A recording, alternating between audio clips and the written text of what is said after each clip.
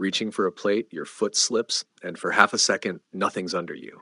But here's what nobody tells you. Strength never taught you that. I watched my own father go down on wet tile, just like that. Would your balance actually hold in that same moment? Stick around. You'll test it in 10 seconds. I'm Atlas Reed, and this is Still Standing After 60. Subscribe, you belong here. Point 1. Most men don't think about this until after it's already happened once. And most of the ones who do decide to work on their balance start in exactly the wrong place. A few wobbly single leg stretches tacked onto the end of a lifting session, and they call it balance training. I watched a stronger man than me lose his footing on a bathroom floor, reaching for a towel rail that wasn't there. He'd been physically powerful his entire life, and none of that mattered in the half second it took him to go down. That's because balance isn't one skill you either have or don't. It's 3 separate systems working together. What your eyes see, what your inner ear reports about motion and gravity, and what your joints and muscles feel under you with every step. Train only one of those, say, leg strength, and you've tuned one instrument in an orchestra that needs all 3 playing in time, under pressure,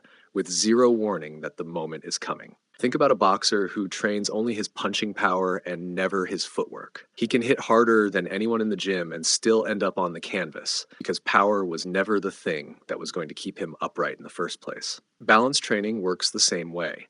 It isn't an add-on to a strength routine. It's a completely separate skill set that has to be trained on its own terms. So if strength alone isn't the answer, what actually is? Point 2. The exercises that reduce falls the most aren't the ones you'd guess, and most men have never heard of the program behind the number. The most studied balance program in the research, Otago, isn't complicated, and it isn't flashy. 17 total exercises, 5 strength moves, 12 balance moves, done consistently, several times a week. Across multiple trials, that specific combination is associated with a 23 to 40% drop in falls. Tai Chi-based training, specifically a protocol called Moving for Better Balance, posts even bigger numbers in some trials, up to 58%. This isn't built to alarm. It's built to inform one decision. Which combination of exercises is actually worth your time, and which ones are just motion that feels productive without changing the number that matters? Point 3. Notice neither program is a secret gym routine or a proprietary gadget. They're specific, sequenced, and almost boring in exactly the way that works. There's research behind every part of this, so nobody has to take it on faith. These are decades-old, repeatedly tested protocols,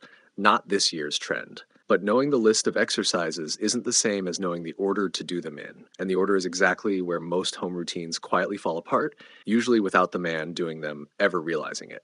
The single biggest fall risk reduction in the entire body of research isn't Otago, and it isn't Tai Chi. It's reactive perturbation-based training, deliberately, safely practicing catching yourself off balance before your body has time to think about it. In supervised settings, that kind of training is linked to anywhere from 22 to 75% fall risk reduction. That's the widest, most powerful range in the whole research base. But supervised is the operative word in that sentence. Do it wrong, alone, with no progression from basic static holds up to something that actually challenges you, and you're just as likely to cause a fall practicing as you are to prevent one out in the real world, which is exactly the safe, staged progression from basic static balance all the way through full reactive training that's Still Standing After 60 walks through, step by step. It's linked in the description below. If you're watching on TV, scan the QR code on screen right now. Point 4. Because the progression matters just as much as the exercise list itself, and that's exactly where most self-guided routines get uncomfortable, even when the exercises themselves are the right ones. Here's what most home balance routines get wrong, even the ones built on legitimate exercises. There's no way to measure whether any of it is actually working. Not this week, not this month. A man can do wobble board drills faithful a year and still have no honest read on whether his fall risk actually went down, because nobody ever handed him a number to track it against. The first time most men find out their balance training didn't go far enough is on a wet floor, with no warning and no second attempt at getting it right. Maybe there's already been a close call, a stumble on stairs, a grab for a countertop that happened to be there. That moment passes, and it's easy to file it away as a fluke instead of what it actually is, a real data point about which of the 3 systems is starting to fall behind. There is a way to know before the next one, and it doesn't require a clinic appointment. Right now, wherever you're sitting, stand up and see how long you can hold steady on one leg before you have to put the other foot down or grab something nearby. Time it in your head, both sides. 10 seconds or more on each leg. is the number the researchers associates with meaningfully lower fall risk. Under that isn't a diagnosis, and it's not something to panic about, but it's a number worth remembering because it's close to the same test a physical therapist runs at the very first real appointment. Point 5. Here's the piece that ties all of it together. The reason a multimodal progressive approach consistently outperforms any single exercise or isolated program is that it matches how balance was actually lost in the first place, system by system. Balance rarely gives out in one moment.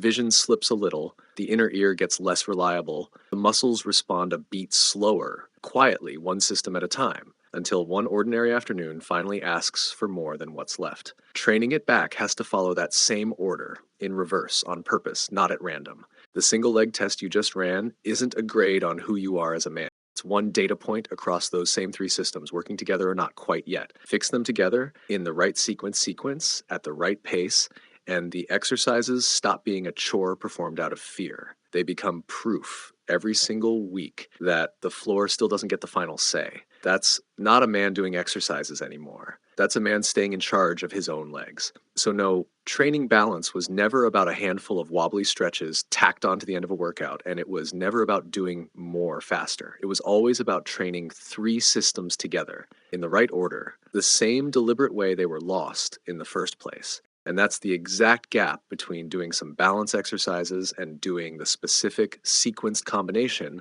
the research actually links to fewer falls. Still Standing After 60 lays out that full progression from the foundational static holds through the same reactive catch-yourself training linked to the biggest fall risk reductions in the research in the right order, so you're never guessing what comes next or wondering if today's routine is even doing anything. It's linked in the description below, or scan the QR code on screen right now. Every month spent doing scattered exercises instead of the tested sequence is a month those 3 systems stay untrained together, not 2. And a second fall carries real, measurable additional risk over a first one. The research is consistent on that point across every volume behind this channel. Waiting doesn't lower those odds. It just hands the decision to a wet floor or a loose rug instead of to you on your own timeline while you still get to choose. If this is the kind of training intelligence you want every week, subscribe. We put out videos weekly, and everyone is built for men serious about staying independent. I'm Atlas Reed. Keep doing the work.